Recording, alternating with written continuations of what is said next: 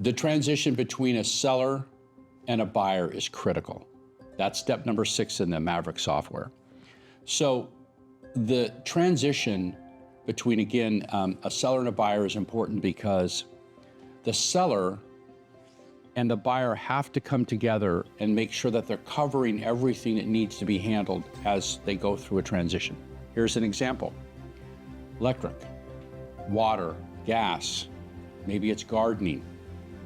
They have to go through all these things and transition these utilities over to the buyer.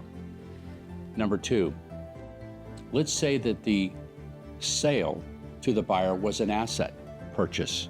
So the seller had agreed to sell the assets to the buyer. The buyer and the seller have to, well, actually the seller has to terminate all of the employees and then rehire them because it's an asset purchase. So the employees don't have a job. They're going to work for a new company or a new business. So it's important to understand all of these steps require documentation. The Maverick software templates provide all these documents.